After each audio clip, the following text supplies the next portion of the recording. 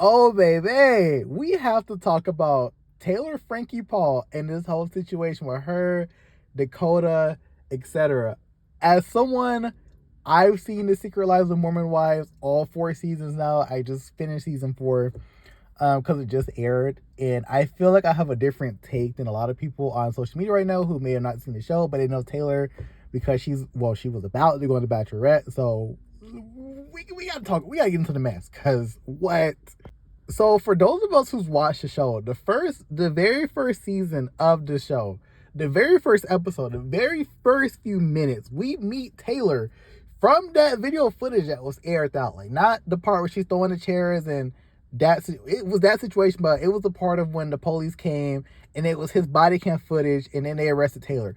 That's how the show started. All right. So we started from that situation. That video was of well, I guess that video that Dakota recorded was from 2023, but the show aired, I believe, in like 2024, I believe. I don't, or 2025. It was recent. So we met her on this accord, right? Like when that situation happened. And so my whole thing with The Bachelorette is just like, you guys decided to cancel production on this, well, cancel the airing of the show, but y'all knew who Taylor was.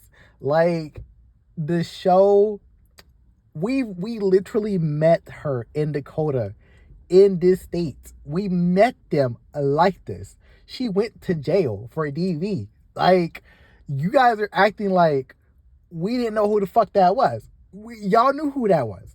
She went to jail for a DV. Or wait, I think she went to jail for actually aggravated assault. Yeah, that was her charge, aggravated assault. But she still went to jail over putting her hands on Dakota. So it's like, y'all knew who that was. And I see like a lot of like Discord now about people taking Dakota's side and people who don't know, like who don't watch the show, who's like, oh, I feel bad for Dakota. Fuck that. We don't feel bad for Dakota over here. I feel like they're both wrong. But if you watch the show, you know why we don't feel bad for Dakota, because it's like at the end of the day, Dakota allegedly, I'm gonna say alleged because I'm a narcissist, a liar. He cheats on that girl multiple times.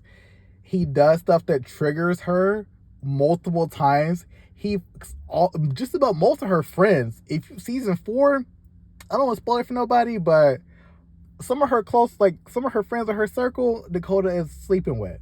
So he continuously do stuff like this. And this is why, like, the viewers who watch the show, we don't feel bad for Dakota necessarily. I feel the only people we feel bad for is the kids. But this does not excuse the fact of like Taylor. We don't excuse Taylor. Like Taylor is dead real. Like Taylor, drunk, sober, or not, like this to me feels pretty normal, and it's sad that I have to say that, but like this situation is just on video. But watching the show, they've gone back and forth. It's been like a cycle of they get together, he cheats, they break up, they try to work it out, they go to counseling or therapy.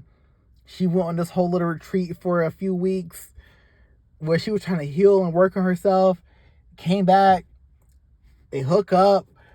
It's a never ending back and forth cycle with them too. They're both toxic. They are both toxic. And even before she went on the show, Dakota's like, "Oh, can you save me a rose?" What? So I say to say, like, I'm not excusing Taylor at all. Like, Taylor was dead wrong. She was dead wrong for not checking on her kid. Like, girl, why are you doing this? And the kid is there. That's one part. Like, there's multiple layers of why Taylor's wrong. That's the first part. The kids are there. Y'all are fighting. The kids are screaming. You know, like, they don't want this to happen. They're nervous. They're concerned. And I think, like, I think her daughter, I believe, because she has 3 kids, I believe, 3 or 4. The daughter got hit with the chair, and then Dakota, his voice, like, changed into, like, more concerning. Like, Taylor, you need to calm down because, like, the kid's right here. That's the first part she messed up, was the kid is there. The second part she messed up is putting her hands on the cold. Like, girl, why you put him in a chokehold? If it was the other way around and he put you in a chokehold, I guarantee you Dakota would be canceled off this internet. Like, and we all know this, Dakota would be flooded off the internet if he was to put the girl in the chokehold. And on the show, she would go and portray it in a certain way to the point where it's like, as she did with this situation, but mind you, by the way, like, after this whole situation happened on the show the first season, Taylor came on, it wasn't that big of a deal. Well, you know, we was like, all right, like, we didn't think it was that much from what we saw on the very first season of how we met them. Like, they made something one a big deal. Taylor, she kind of gaslit her friends to believe in a certain thing, and we just went about our business. So that's like the second part of Taylor where she went wrong is like putting your hands on Dakota. You shouldn't have did that. And on the show, I don't know if we've ever like brought this up, but I don't think Dakota has ever put his hands on her. If anyone else watched the show, can you like guys help me out? But like, I don't think Dakota has hit her. We have not heard that claim by her. All he does is cheat on her. That's one thing. But Dakota, I don't think has assaulted her or beat on her at any of that. So Taylor, she went too far with that. She crossed the line by putting her hands on Dakota. That's where she messed up. That's where she's going too far. It's a lot of DV going on in this situation, and we gotta hold everyone accountable. Like there's a lot of Taylor fans. Like Taylor is loved for the most part on the show, but her fans is not holding her accountable for her actions of her hitting Dakota. But up to me, because I don't remember Dakota hitting her. If he did hit her, it's still they're both wrong. It's still they're both toxic. It's still they both gotta leave each other alone, because I guarantee you, after this situation, I wouldn't be surprised if we see a season 5 of the show, or they're back together on TikTok doing dances next year like nothing happened. I would not be surprised, because apparently, allegedly, recently, that after the show ended, she went back to him and they got into another altercation, allegedly. So I would not be surprised if I see they both are back together and they have another baby and etc., because they go through the same toxic manipulative cycle. But there's a lot of like emotional manipulation, abuse, trauma bonding that they're doing with each other, because they're trauma bonding from other situations. Like Taylor, she's spoken a show about like why she's bonded to Dakota. Dakota spoke in a show about why he's bonded to her. Like they both have like a lot of trauma behind themselves, as to like they just kind of latch onto each other, and they just form a big chaotic trauma circle, and they drag their friends into their drama, and drama every season. So that's basically my thought on the whole Dakota and Taylor Frankie Paul situation. My thought really is that like, for us viewers, we're not surprised. For us viewers, we're holding both of them accountable. For us viewers, they're both toxic AFFL. All right, they are both toxic. For us viewers, we are tired of the Taylor and Dakota storyline. Please drop that up, because season 4, like they need to leave each other, a restraining order on each other maybe. If Dakota pressed a restraining on Taylor for whatever happened, I guess these past few days, I don't know what happened, but like something allegedly happened. Would not be mad. I would not be mad at Dakota if he get a restraining order on Taylor. He might need to, because Taylor, she got to keep her hands to herself. She got to keep her hands to herself. Dakota triggers her, yes, but Taylor, you cannot be putting your hands on him. No, ma'am. So that's how we feel about that. And to The Bachelorette, ABC, Disney, y'all knew. It's crazy, because when they first casted her, we the viewers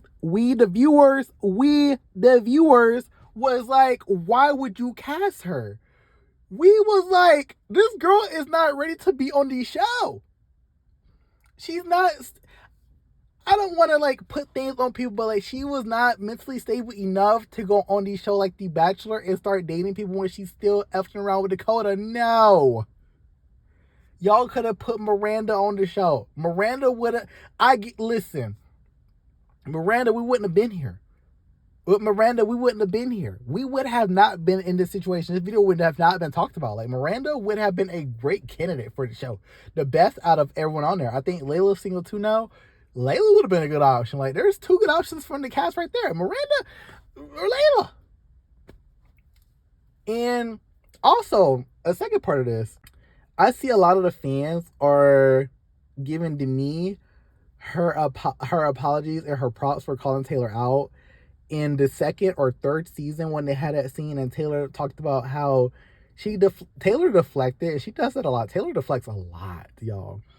About basically how Taylor deflected on the fact of like Demi was like, oh, you need to get help. She said, I forgot, she said she was doing something, but like she's been abusing Dakota. She said something along those lines in the show, and people are bringing this up like, oh, because Demi was hated because we thought that she was trying to take over Mom Talk. She called Taylor liability.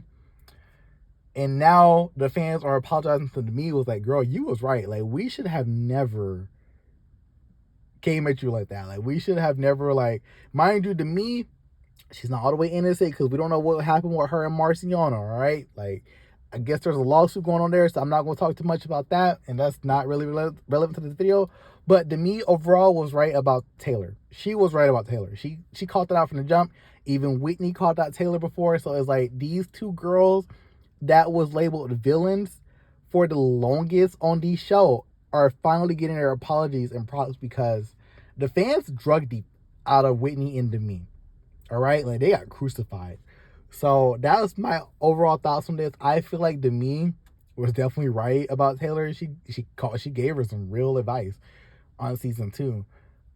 She was real to Taylor. Taylor did not want to hear it. I feel like her friends, aka like Layla, like those girls in the Mom Talk circle, like a lot closer to her, like Layla, Miranda, not Jessie. Jessie told her off, child.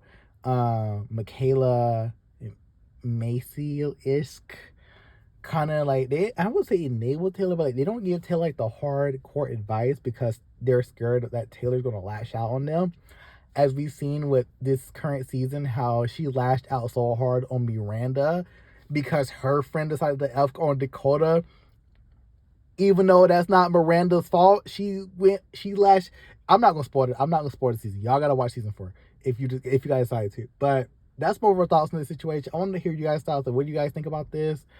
For those of y'all who watch the show, like especially if y'all really watch the show, I want to know your thoughts on this for sure. And do you guys think that Taylor Frankie Paul's career is over? Like, what's y'all thoughts on that?